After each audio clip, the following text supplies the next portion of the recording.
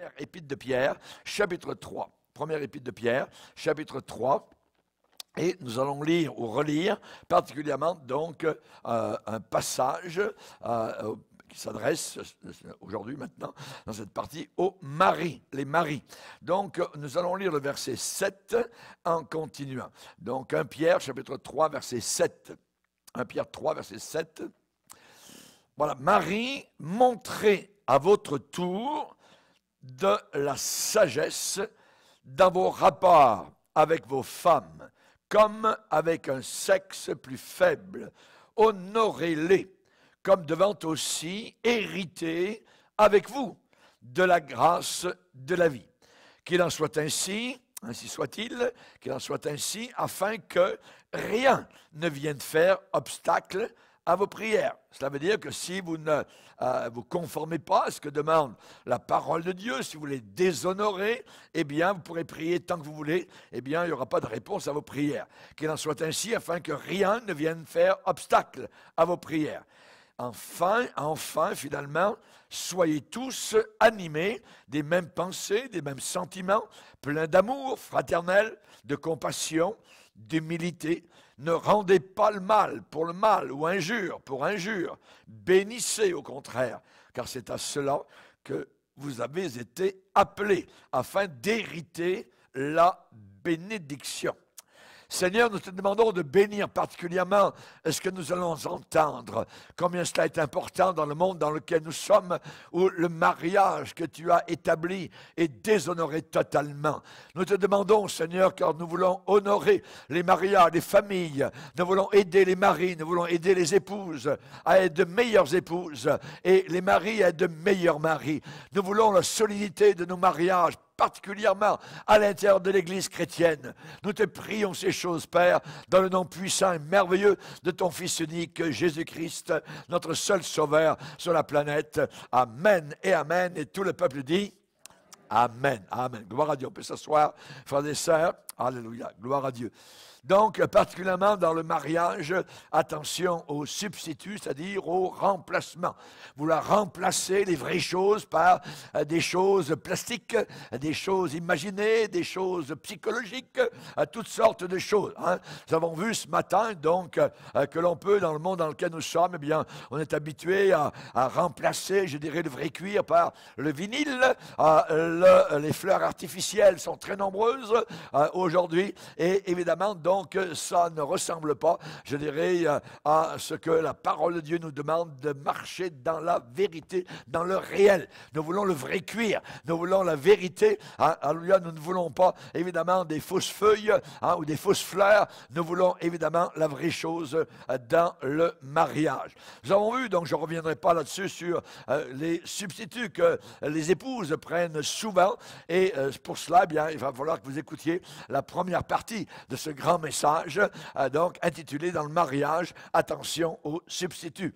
Nous allons maintenant passer directement à la deuxième partie concernant vous les maris. Les maris. Donc, nous avons fait honneur aux dames en premier, donc, et nous allons maintenant passer particulièrement aux maris.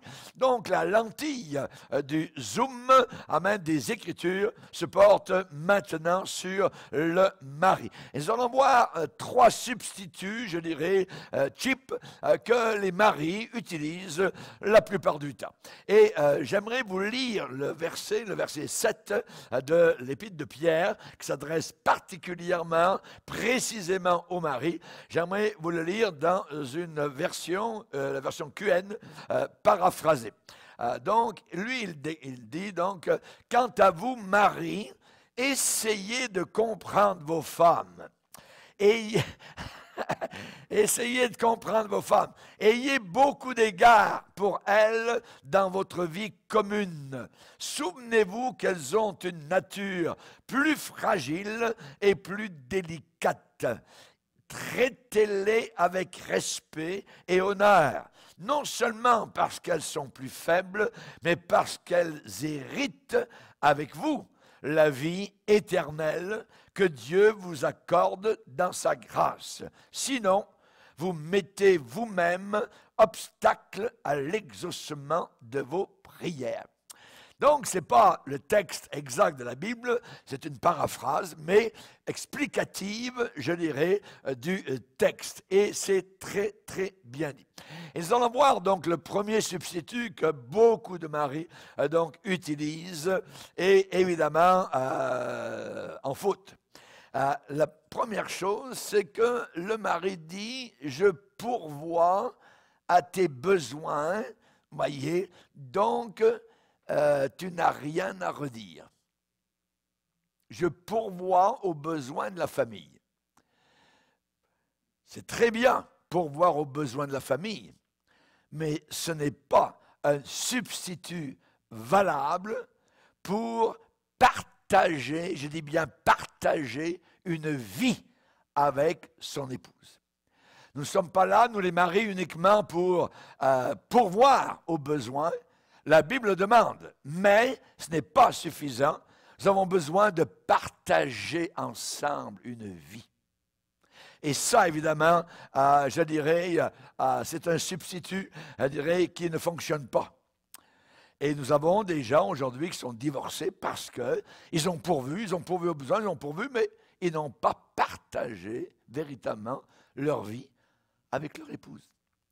Le gars, il a dit, voilà, chérie, je travaille dur, tu as maintenant un bel endroit pour vivre, donc tu as suffisamment de nourriture dans le frigo, les vêtements dont tu as besoin, tu les achètes comme tu veux.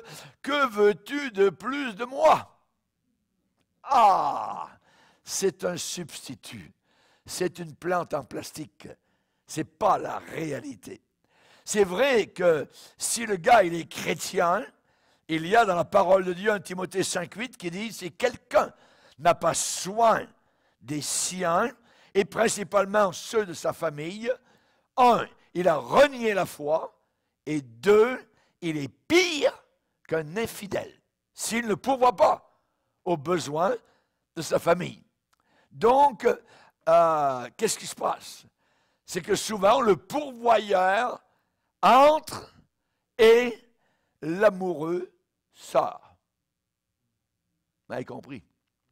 C'est-à-dire que le mari pourvoit aux besoins, mais il est en train en même temps de perdre son amour pour son épouse.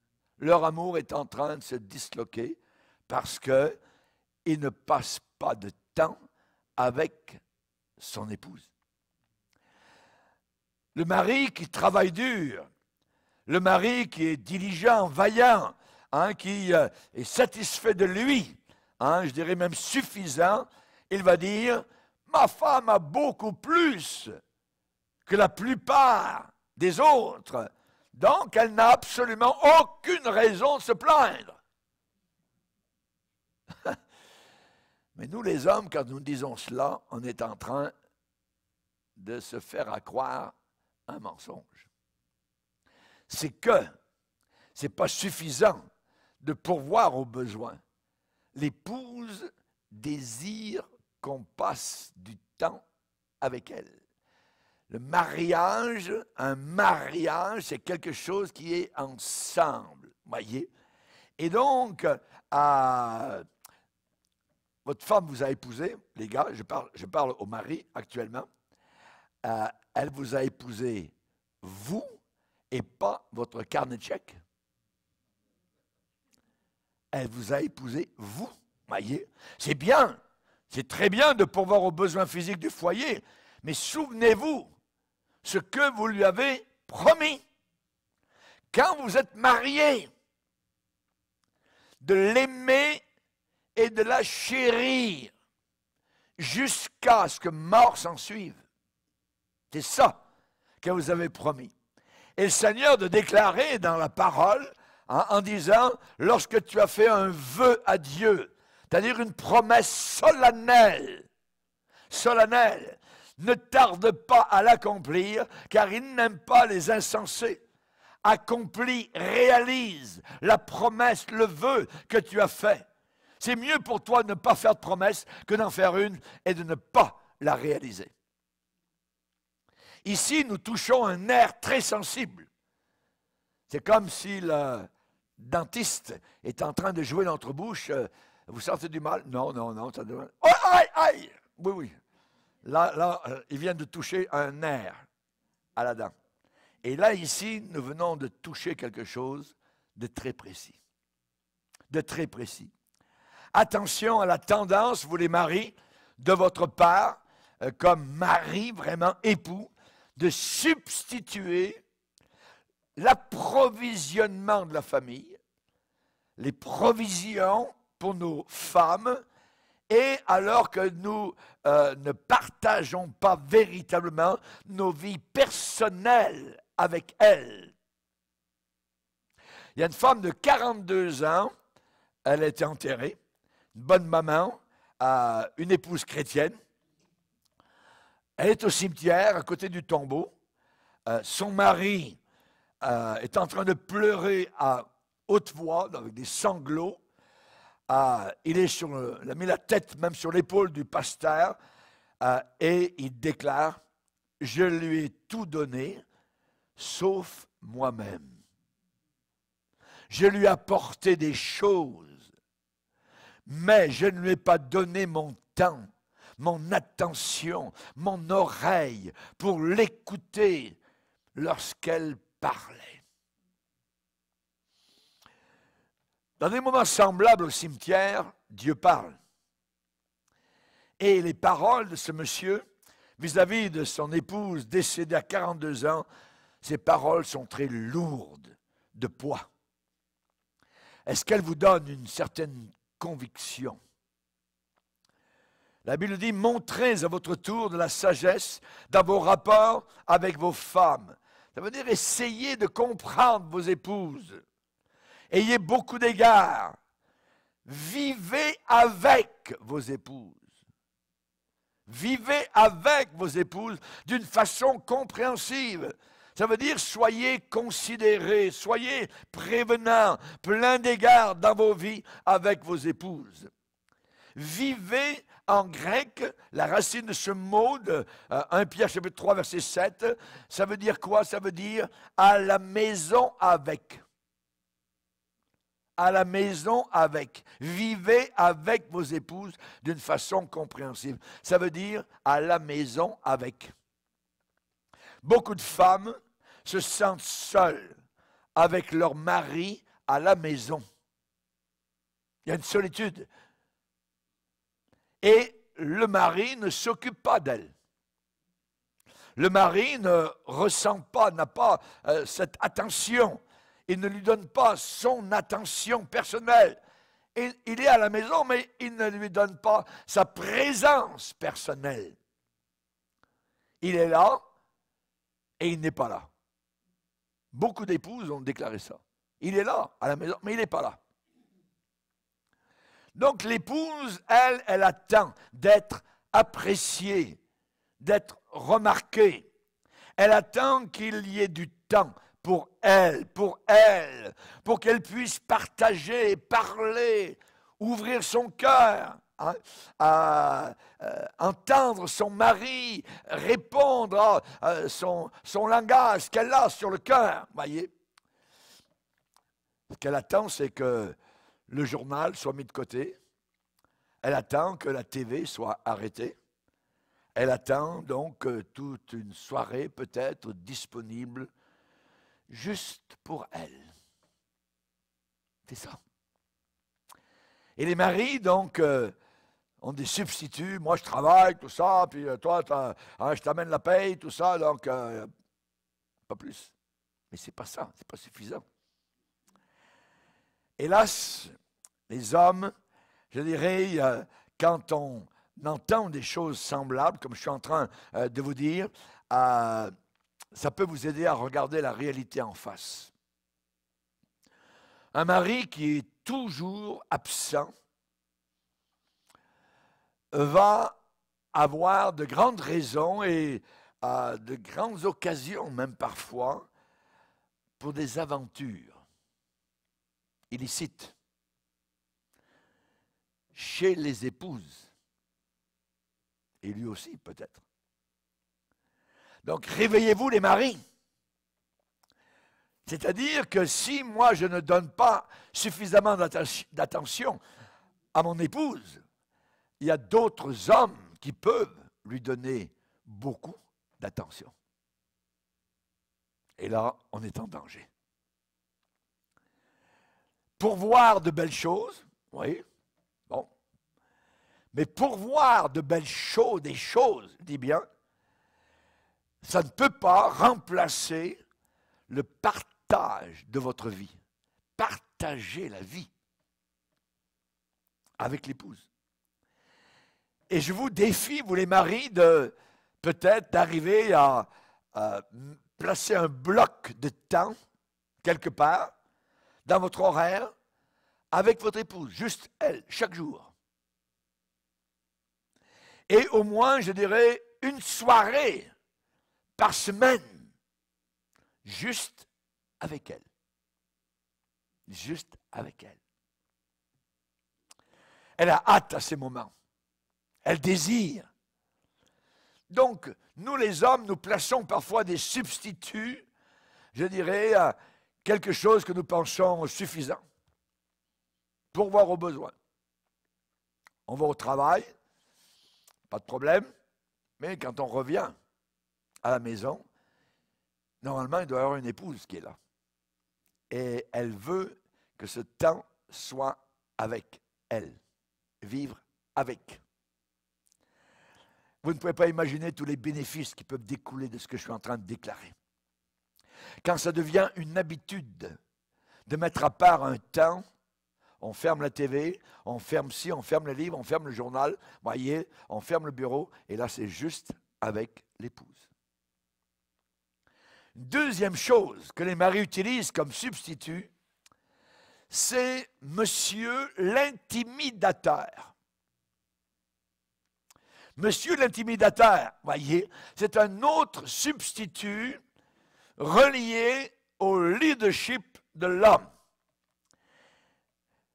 Pierre va dire, les maris doivent vivre avec leurs épouses d'une façon compréhensive en se souvenant qu'elles ont une nature plus fragile et plus délicate. Une femme est une femme, elle ne sera jamais un homme. Aujourd'hui, on veut nous faire croire un mensonge avec les transgenres. Un transgenre, un jeune homme qui pense que lui est une femme, dans sa tête, il sera toujours un homme. Parce que Dieu l'a fait naître homme.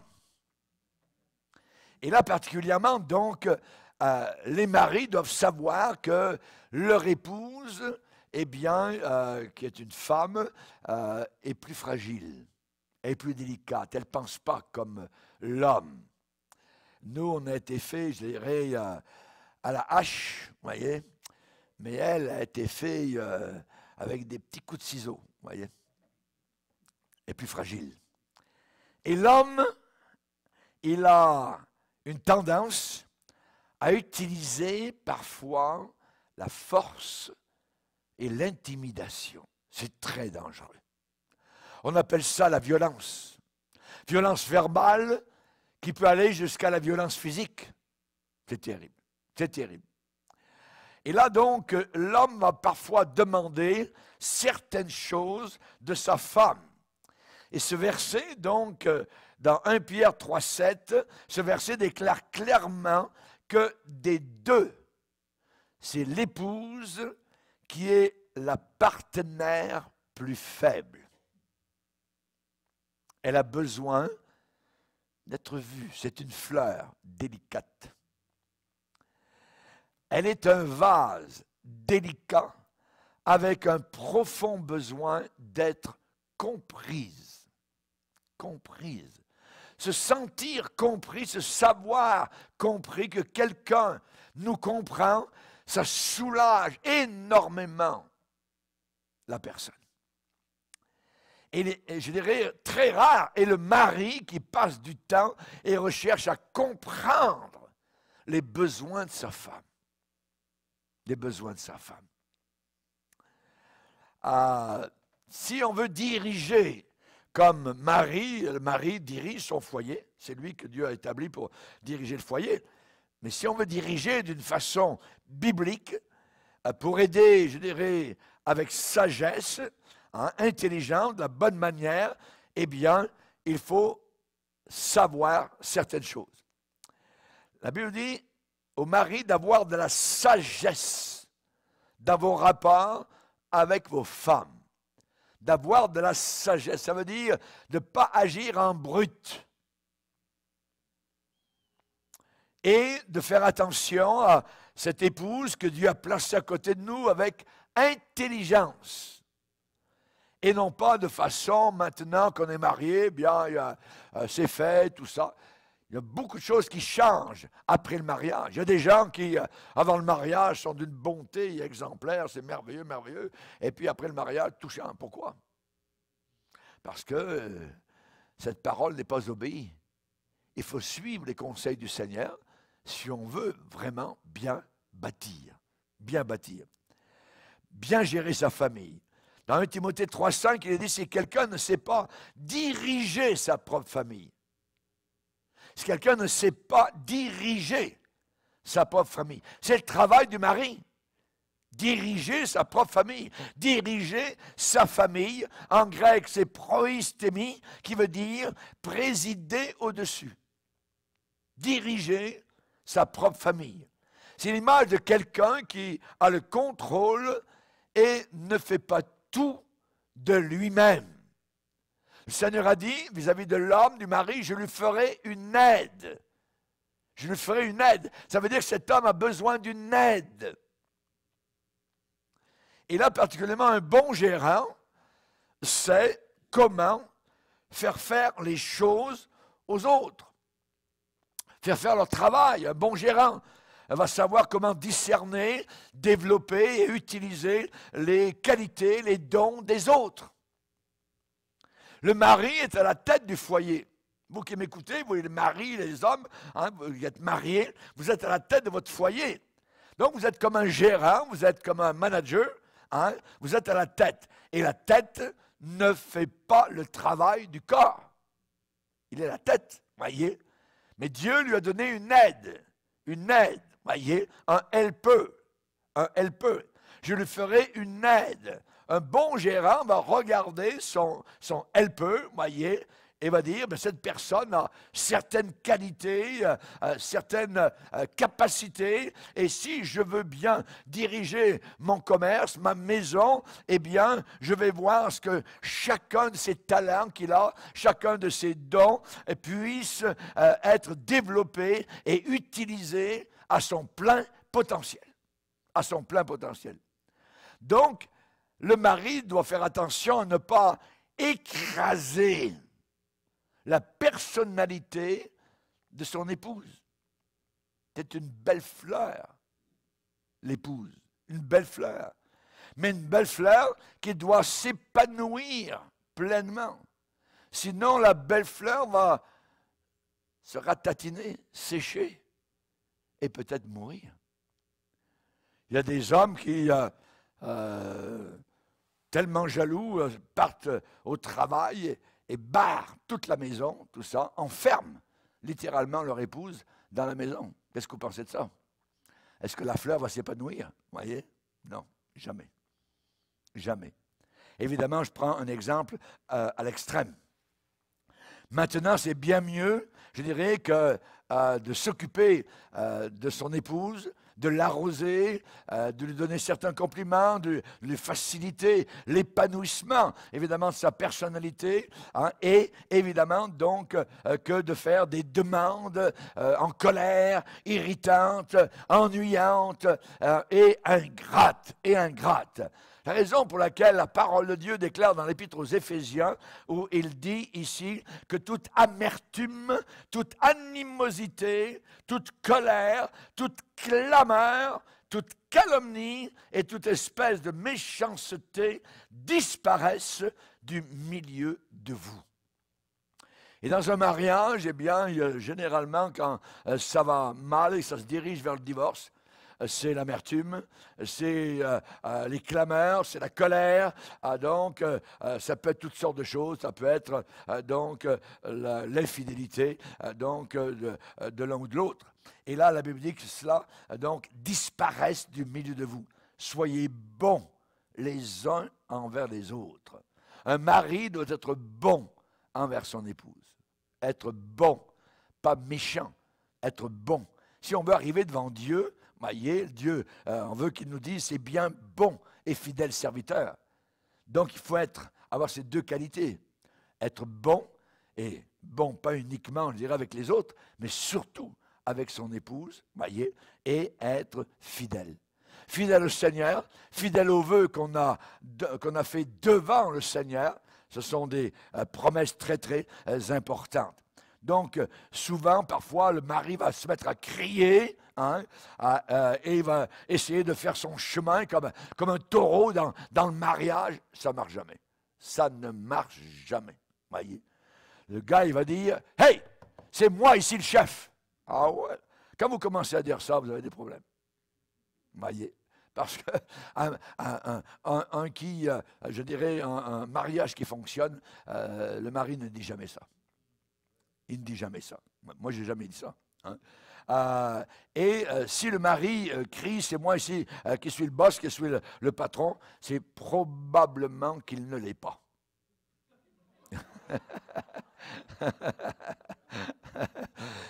Les véritables leaders, voyez, sont de bons intendants, de bons gérants, qui savent travailler avec leurs coéquipières, avec l'aide que Dieu leur a accordée et a mis à leur côté.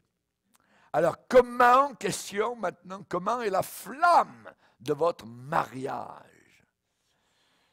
Est-ce qu'elle est en train de baisser, en train de s'éteindre? Est-ce qu'elle fluctue entre la tiédeur et la froideur? Comment ça se passe vis-à-vis de votre mariage, la flamme de votre mariage? Vous les maris, est-ce que vous êtes un intimidateur classique? C'est-à-dire quelqu'un qui a une volonté forte, quelqu'un qui est têtu, quelqu'un qui manque de tendresse et qui est souvent en colère. C'est l'intimidateur classique. On ne peut pas diriger son foyer comme une business où les ouvriers sursautent quand vous parlez. Où les ouvriers sautent quand vous donnez un ordre. Si votre femme commence à sauter lorsque vous parlez, là, il y a un problème. Il y a un problème. Oui. Attention, vos demandes, vos décisions, hein, si elles ne sont pas à discuter, elles peuvent être à discuter. Elles peuvent, voyez. Et elles peuvent être à discuter par votre épouse. Parce que votre épouse n'est pas en dessous de vous. Elle est égale à vous. Elle est à la même hauteur que vous, voyez, dans le mariage. Hey, écoute, c'est moi ici que je suis le boss. Ah oui? Vous savez, ça va produire ça dans le cœur de l'épouse, du ressentiment et de l'amertume. Elle ne dira peut-être pas, mais ça sent le vinaigre. Le vinaigre. Ça va créer du ressentiment, hein, surtout lorsque le mari va forcer son épouse à avoir des relations sexuelles. Ça ne marche jamais. Non, non, non, ne faites jamais ça. L'intimidation ne vous aidera pas à cultiver un mariage pieux et en santé. Non. Dieu dit que vous devez être un bon gérant. La parole de Dieu déclare dans Éphésiens, « Marie, aimez vos femmes comme Christ a aimé l'Église. » Quel exemple! Nous les hommes, quel exemple! Nous les maris, quel exemple nous avons! Aimer nos épouses comme Christ a aimé l'Église. Et parfois, évidemment, je ne sais pas, mais si vous avez une femme parfaite, il n'y a aucune femme qui est parfaite ici-bas sur terre. Aucune. Évidemment, nous avons besoin, je dirais, d'aimer nos femmes comme Christ a aimé l'Église. Ça veut dire que Christ a aimé l'Église sans arrière-pensée. Cette Église n'est pas parfaite. Cette Église a beaucoup de défauts. Elle est en marche, elle est en progression, et nos épouses aussi. Nous les prenons telles qu'elles sont, et elles nous prennent telles que nous sommes. Et elles découvrent aussi, nous les maris, qu'au travers des années, bien, il y a des points, ça laisse à désirer. Donc, Marie, aimez vos femmes comme Christ a aimé l'Église et s'est livré lui-même pour elle. Pour elle. Ces deux messages aujourd'hui sur le mariage sont très puissants parce qu'elles nous font reconsidérer certaines choses dans nos vies personnelles, nos vies de famille, nos vies de mariage. Marie, aimez vos femmes. Marie, aimez vos femmes. Ouais, mais pasteur, elles ne sont pas aimables. Aimez vos femmes. Lorsque tu l'as mariée, tu as trouvé des choses belles en elle, des choses bonnes. Et ces choses belles et bonnes, eh bien, elles peuvent progresser. Marie, aimez vos femmes. Aimez vos femmes. Comme. Donc, ce principe, Marie, aimez vos femmes, qui semble parfois, à certaines occasions dans la vie, impossible à réaliser, cependant, ce verset, ce bout de verset, est appuyé par un exemple flagrant et merveilleux, comme Christ a aimé l'Église et s'est livré lui-même pour elle. Nous devons nous livrer nous-mêmes à nos femmes, les aimer. Les aimer. Le diable va répéter au travers de la ville, tu n'as pas fait le bon choix, tu t'es trompé. Tu aurais dû prendre l'autre. C'est tout des mensonges. C'est tout des mensonges. La femme avec laquelle tu vis maintenant, qui est ton épouse, c'est avec elle que Dieu veut que tu fonctionnes, que tu marches, que tu progresses. Et au travers des épreuves qui peuvent arriver, c'est certain dans un couple, eh bien, les situations, au lieu de t'éloigner du Seigneur, pourront au contraire t'approcher du Seigneur et prier pour elle, l'aimer et ne pas avoir un sentiment d'amertume ou de vinaigre envers elle. Non, absolument pas. Et je dirais encore que les hommes ont une grande couverture dont ils se servent. Un autre substitut, c'est caché. Et je vais vous expliquer. La grande couverture. Il est dit, vous les hommes, les maris, honorez-les. Faites-leur honneur. Le contraire, c'est déshonorez-les. Allez-y, ouais, ma femme, tu sais pas, mais blablabla. Non, non, non, non. Ne faites pas ça.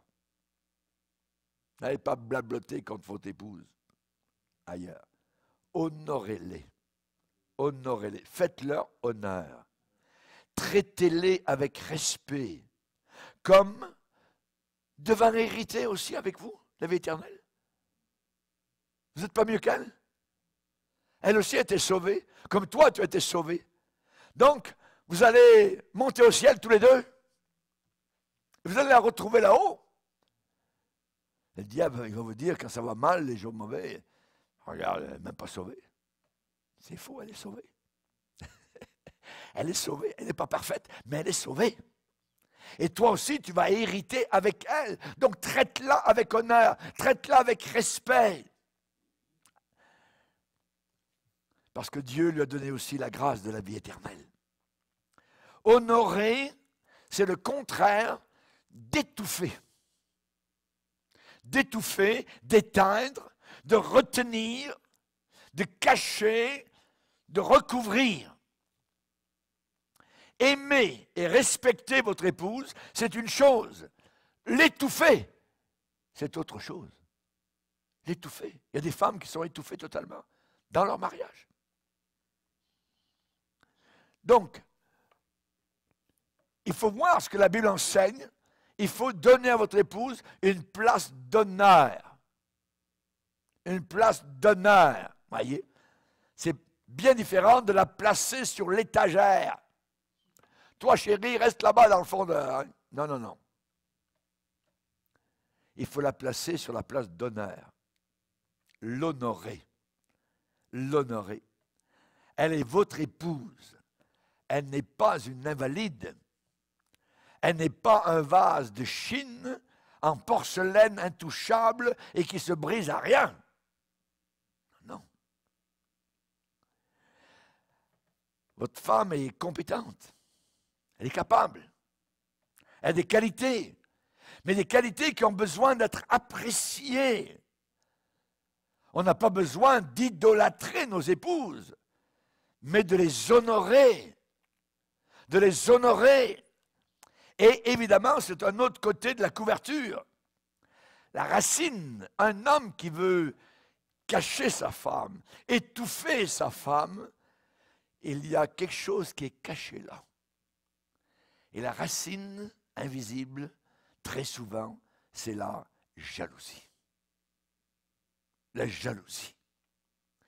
Et dans Cantique des Cantiques, il est dit, au chapitre 8, que la jalousie est cruelle comme la tombe et inflexible comme l'enfer. La jalousie, comme c'est vrai. Il y a un couple un jour qui a souffert de cette jalousie comme couverture. Il venait juste de se marier et l'homme a dit à sa chère épouse, « Tu sais chérie, maintenant que nous sommes mariés, il n'y aura pas de secret entre nous et jamais. Notre mariage n'aura pas de porte close, il n'y aura rien de caché. » Et ce matin-là, le monsieur, il a enlevé toutes les portes de la maison, sauf celle du dehors. Rien de caché. Pas de porte close. Toutes les portes de la chambre, il n'y en avait plus. Toutes les portes de salle de bain, il n'y en avait plus. La porte de la cuisine, disparue. Toutes les portes partirent, pas de secret, mais ce n'est pas honoré. En réalité, la porte extérieure restait barrée et fermée.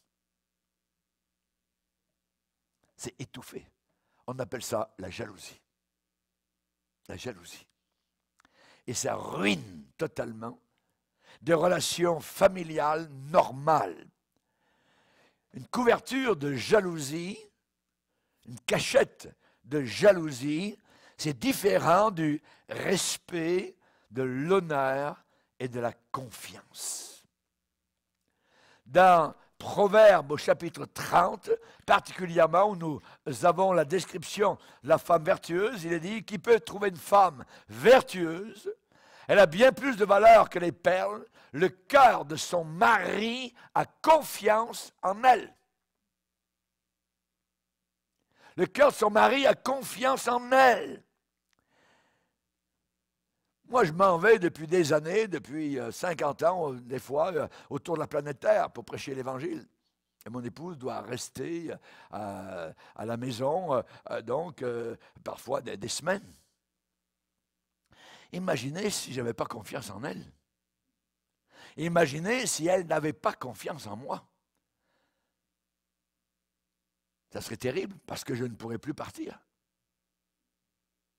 Mais j'ai confiance en elle et elle a confiance en moi. Pourquoi? Parce qu'elle est vertueuse et que je suis vertueux. Qui peut trouver une femme vertueuse? Elle a bien plus de valeur que les perles. Le cœur de son mari a confiance en elle. Elle lui fait du bien et non du mal tous les jours de sa vie. Elle lui fait du bien. Et donc, alors que nous avons vu les substituts qu'une épouse peut avoir par rapport donc à son mariage, et maintenant les substituts inacceptables devant Dieu donc pour un homme, nous allons nous poser une question. Comment une femme ou un mari peut savoir s'il se sert de substituts? s'il utilise ou si elle utilise des substituts. Eh bien, le secret du bonheur, il est simple. Il est très simple. Et la Bible me dit de ne jamais m'éloigner de la simplicité de Christ. C'est simple. La vie chrétienne n'est pas compliquée. Et là, nous avons la réponse. Enfin, dans la Bible, soyez tous animés des mêmes pensées, des mêmes sentiments, pleins d'amour fraternel, de compassion, d'humilité. Ne rendez pas le mal pour le mal, ou l'injure, l'insulte pour l'insulte. Bénissez au contraire, car c'est à cela que vous avez été appelés. Pourquoi? Pour hériter la bénédiction. Afin que nous héritions la bénédiction. Et je vais vous lire le même verset dans la version QN. Enfin, entre vous tous, cultivez l'unité de cœur et d'esprit, qu'une bonne entente règne parmi vous. Aimez-vous comme des frères. Témoignez concrètement votre compassion à ceux qui passent par une difficulté. Soyez généreux et courtois, modestes et humbles. Ne rendez à personne le mal pour le mal, ni l'injure pour l'injure. Répondez plutôt en demandant à Dieu de bénir ceux qui vous offensent. N'est-ce pas à cela que vous avez été appelés afin d'hériter vous-même un jour la bénédiction de Dieu? Alléluia. Ça veut dire quoi? Ça veut dire comme un mariage doit être harmonieux, je dirais un mot qu'on comprend bien plus vite, sympathique. Sympathique. Être sympathique. Avoir un cœur tendre, pas un cœur dur ou qui s'endurcit. Être humble de cœur. Ne pas rendre insulte pour insulte. Ça peut arriver dans un foyer. Bang, bang, voilà. Non, on ne répond pas. Ne rendez pas insulte pour insulte. Injure pour injure. Voyez. Et là, évidemment, donc, nous avons dans la parole de Dieu une sorte de checklist, voyez, une liste de vérification de la part du Seigneur. Les substituts, les remplacements à ce qui est vrai dans le mariage, eh bien, ces substituts vont rompre l'harmonie, casser l'harmonie, vont perturber l'harmonie, vont paralyser même l'harmonie et vont arrêter ce flot, je dirais, harmonieux.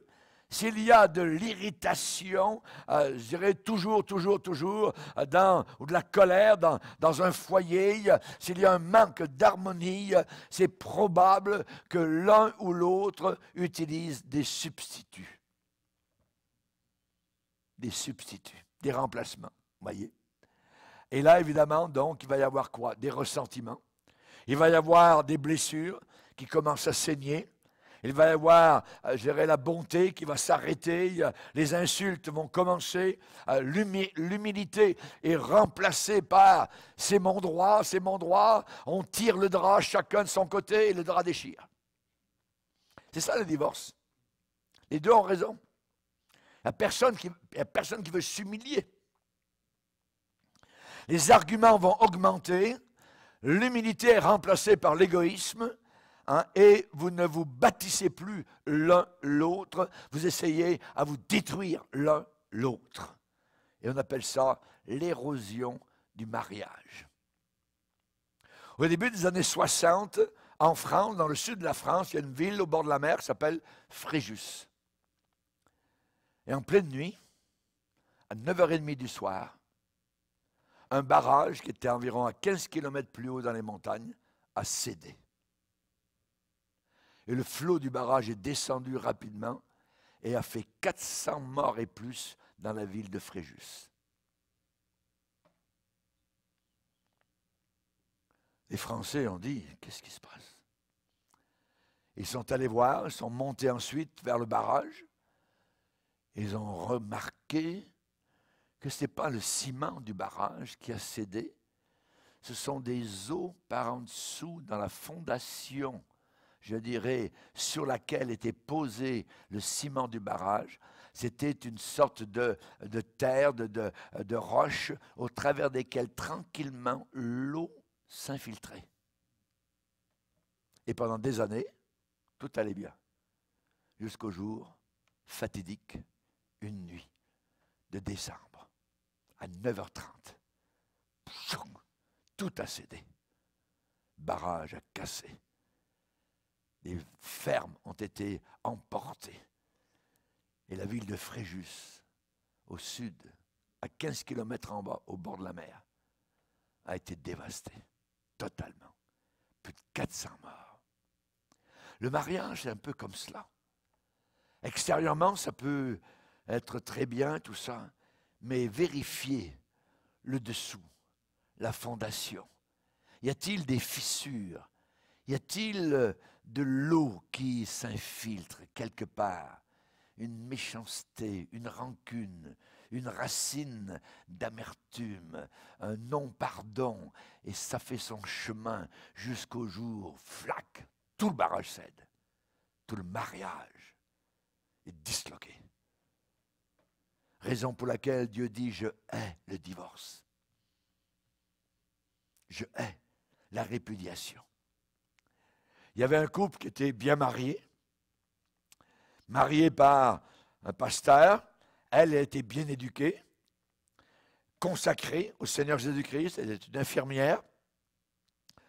Elle était belle extérieurement. C'était une jeune femme belle. Hein, et aussi intérieurement, parce qu'elle aimait le Seigneur. Elle avait une vie réelle avec le Seigneur. Ces deux avaient tout de leur côté. Tout de leur côté. Lui était un médecin. Donc, médecin, docteur médical, gradué, le premier de sa classe. 4 ans plus tard, le pasteur voit à sa porte cette femme qu'il avait mariée 4 ans auparavant. Une femme vieillie d'environ 15 ans de plus que son âge. Et 4 ans seulement étaient passés. Elle était en pleurs. Il y avait eu des pressions qui sont arrivées peu de temps après, je dirais, leur nouvelle installation dans leur résidence. Lui, il travaillait des heures et des heures. Et finalement, pour continuer, il a commencé à dépendre de drogue. Et il voyait son épouse de moins en moins. Seule, elle était confuse, elle était en colère et elle est devenue permissive. Les deux ont commencé à féquer, c'est-à-dire à faire semblant, à placer des substituts, voyez, à inventer des histoires. Ni l'un ni l'autre ne voulait dire toute la vérité. Lui, il travaillait toute la nuit, elle travaillait tout le jour. Ils sont devenus misérables, mois après mois. Des arguments sont sortis dans le foyer, il y a eu des batailles, des disputes terribles. Les substituts bon marché n'ont plus suffi. Leurs vies ont été marquées par maintenant un compromis spirituel, plus de l'immoralité flagrante. Séparation a eu lieu qui a amené au divorce. N'oubliez jamais les paroles qu'elle a déclarées. Quand je regarde en arrière, tout a commencé quand nous n'étions pas honnêtes l'un avec l'autre, quand nous n'étions plus transparents, quand nous n'avons plus voulu admettre nos besoins. On a substitué ce qui était vrai par ce qui était faux. Nous n'étions plus vrais l'un envers l'autre. Nous sommes devenus phonies, des faux. Un couple modèle de beaux jeunes gens en santé, avec tout de leur côté, carrière, intelligence, argent, bonheur, amour mutuel au départ. Ensuite sont arrivés des substituts bon marché d'un vrai mariage. Et l'extase du départ s'est métamorphosée en une agonie. Le miel du départ est devenu du fiel. Rejeter tous les substituts je dirais, cheap. Arrêtez de les tolérer à partir de maintenant. Regardez-vous vraiment. Peut-être doit-il y avoir un changement radical. Voyez, pas votre conjoint, vous. Personnellement. Il faut être assez honnête pour dire et avouer la vérité. Et Dieu va vous rediriger vers son plan d'origine. Vers son plan d'origine. Les rêves de lune de miel n'ont pas besoin de tourner en cauchemar. Josué, que ce livre ne s'éloigne pas de toi. Ce livre dans votre mariage, s'est-il éloigné de vous? Il y a une époque où, lorsqu'il y avait mariage, certains donnaient en cadeau aux jeunes mariés une Bible. Parce que c'est la Bible qui nous dit comment bien vivre notre mariage. Et moi, souvent, quand je suis au restaurant, après la cérémonie du mariage, lorsqu'il y a donc la famille, ainsi de suite, on s'en va manger ensemble, et comme on donne le droit de parole, je pose une question généralement aux jeunes couples. Qui d'entre vous deux, à la maison, va ouvrir la Bible?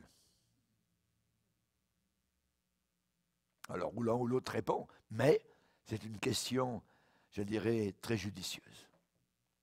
C'est cette Bible, Josué, que ce livre ne s'éloigne pas de toi. Médite-le jour et nuit. C'est alors que tu réussiras dans ce que tu entreprendras.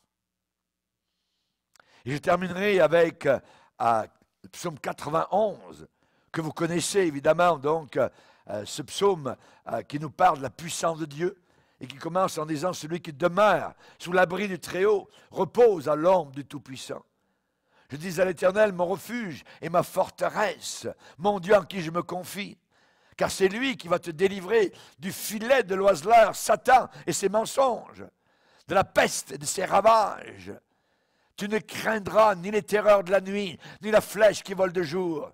Que 1000 tombent à ton côté. Que 1000 mariages s'écroulent à ton côté et 10 000 mariages s'écroulent à ta droite, tu ne seras pas atteint. C'est la promesse de Dieu. À nous, évidemment, donc, de nous y tenir. Nous avons entendu, à nous maintenant peut-être de faire des modifications dans nos vies personnelles, de voir nos épouses non plus comme, on dirait, un objet à sortir quand on veut être honoré. Non, non, non. Ce n'est pas un objet, c'est quelqu'un de très, très important. C'est notre partenaire de vie. Amen. Et on a besoin de l'honorer. Seigneur, te bénissons et te glorifions pour ta parole. Tu es celui qui nous aide, Seigneur, parce que nous avons besoin de secours. Nous avons besoin d'aide, Seigneur. Et nous savons que nous sommes créés avec une nature pécheresse, même si tu nous as renouvelés, si tu nous as régénérés. Seigneur, cependant, nous avons à lutter avec la vieille nature. Et nous te prions, Seigneur, que la nouvelle nature prenne continuellement le dessus. Nous te le demandons, Seigneur. Nous te prions pour des foyers unis, pour des foyers solides, pour des foyers qui aiment ta parole, des épouses et des époux qui savent se pardonner. Aide-nous, Seigneur, s'il te plaît, dans ta grâce, dans le nom puissant et merveilleux de Jésus, qui a eu l'idée, le premier, du mariage. Au nom du Sauveur, Amen. Et tout le peuple dit Amen. Levons-nous ensemble devant le Seigneur.